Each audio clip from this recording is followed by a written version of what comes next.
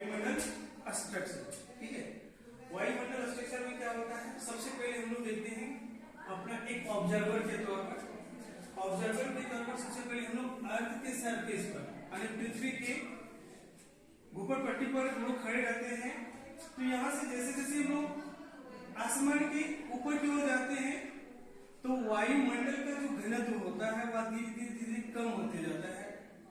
और वायुमंडल के घनत्व के कारण क्या होता है, इसको अलग अलग लेयरों में बांटा गया है, अलग अलग भागों में बांटा गया है, जिसको अलग अलग नामों से जानेंगे, उसकी मोटाई को समझेंगे। तो पहले होता है क्षोभमंडल, जहाँ पर क्या होता है मौसमी संबंधित जो भी घटनाएं होता है यहाँ पर होता है, इसको क्षोभमंडल कहते हैं यानी ट्रोपोस्फीयर कहते हैं। क्षोभमंडल ट्रोपोस्फीयर।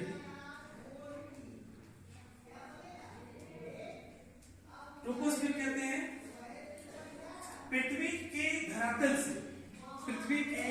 धरातल से इस क्षोभमंडल की मोटाई औसतन 13 किलोमीटर है।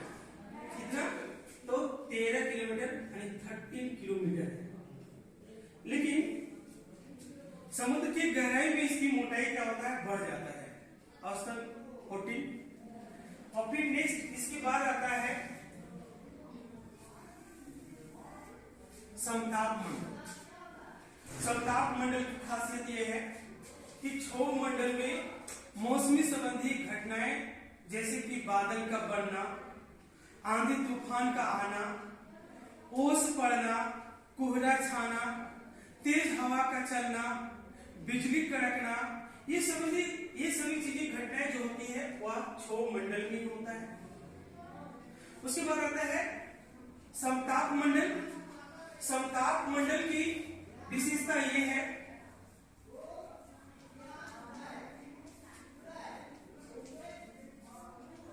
समताप मंडल की विशेषता ये है कि यहाँ किसी भी प्रकार की मौसमी घटनाएं देखने को मिलता नहीं है।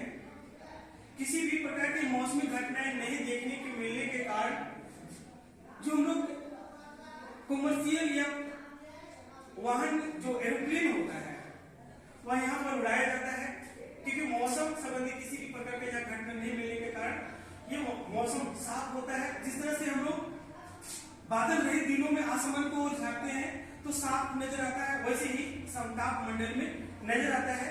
इसकी औसत मोटाई जो है वह 35 से 40 किलोमीटर की मध्य माना जाता है, कहीं 50 किलोमीटर बताया जाता है।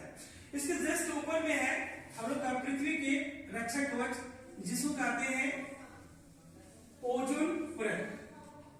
ओजोन परत इसका खासियत ये है कि सूर्य से आने वाले अल्ट्रावायलेट यानी पराबैंगनी किरणें उसको क्या करता है, छान लेता है एक फिल्टर के जैसा, और हमारी पृथ्वी के भूमि तक जमीन तक उतने ही सूर्य की प्रकाश को आने देता है जितना पृथ्वी के जीव जंतुओं को आवश्यकता है।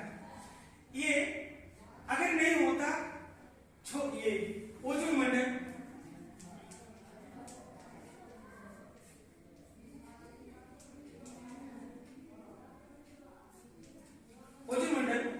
तो क्या होता, सूर्य का अल्ट्रावायलेट रेज आता और पृथ्वी का टेम्परेचर इतना बढ़ जाता जिसके कारण यहाँ पर निवास करने वाले जीव जंतु, पेड़ पौधे, वनस्पति, जितने भी प्रकार के सूक्ष्म से लेके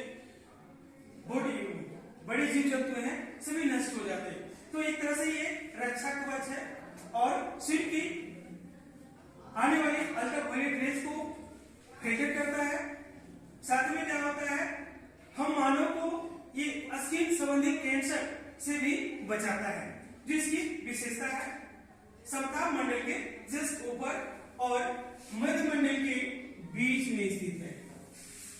ये रहा मध्य मंडल। इसकी मोटाई जो है कितनी है, तो 80 किलोमीटर है। 80 किलोमीटर है। इसकी विशेषता यह है कि आसमान से, या जिसको लोग शुद्ध ग्रह पट्टी कहते हैं, जो मंगल ग्रह और बृहस्पति ग्रह के बीच में जो एस्ट्रॉइड लेयर है वहां पर कभी कभी क्या होता है, छोटी पिंड जो होते हैं आपस में टकरा जाते हैं। टकराने के बाद क्या होती है, वे अपने मार्ग बदल लेते हैं। बदलने के कारण क्या होता है, वह घूर्णन करते करते कभी हमारी पृथ्वी की कक्षा में प्रवेश कर जाता है और प्रवेश करने के साथ ही उसमें आग लग जाता है। कारण है मध्यमंडल।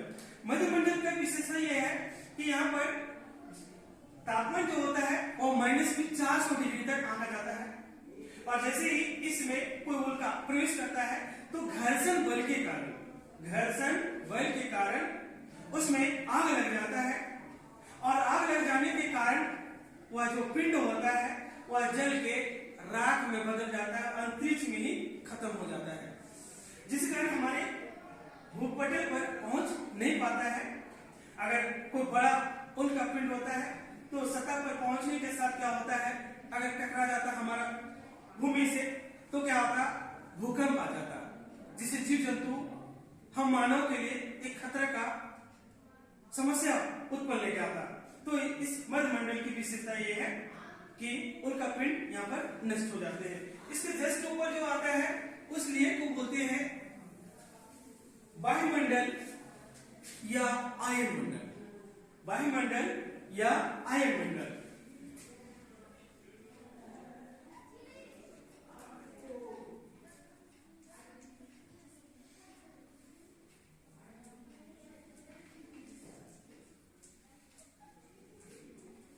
इसकी मोटाई जो है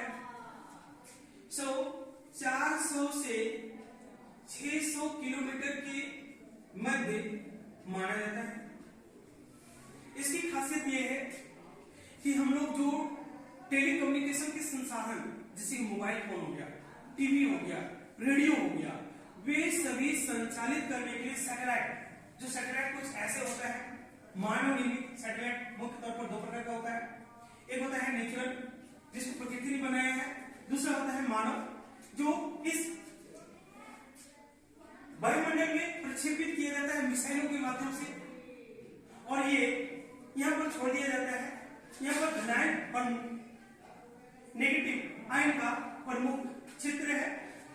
यहाँ से रेडिएशन के रूप में ट्रांसमिटर के तौर पर ट्रांसमिट किया जाता है। सैटेलाइट कैच करता है, कैच करने के बाद फिर रिसीवर के पास ट्रांसमिट कर देता है। उसके बाद विभिन्न क्षेत्रों में लगे हुए जो कम्युनिकेशन सिस्टम होते हैं रिसीव करते हैं। रिसीव करने के साथ हम लोग मौसम संबंधी दुनिया में किसी भी प्रकार की घटनाएं, आपदाएं जो भी कुछ आते हैं इनके बारे में हम लोग को सूचना मिल जाता है। ये सैटेलाइट के माध्यम से जो वायुमंडल या आयनमंडल में प्रक्षेपित करके वो भी क्या करता है, पृथ्वी का कक्षा में चक्कर लगाते रहता है। अगला जो टॉपिक ये ले आता है उसका नाम है बहिर्मंडल, एक्सोस्फीयर। बहिर्मंडल, इसकी जो मोटाई माना जाता है वह 1600 किलोमीटर माना जाता है और इसकी विशेषता यह है, यहाँ पर हाइड्रोजन, हीलियम और मीथेन के बादल के छोटे छोटे समूह देखा जा सकता है। जिसके आगे क्या है, अनंत है, अंतरिक्ष, जहां पर अंधकार में, जहां पर प्रकाश का नामो निशान नहीं और दूर दूर तक ग्रह या उपग्रह स्थित है। तो ये है हमारा वायुमंडल का संरचना। उम्मीद है आप सबको समझ में आया होगा।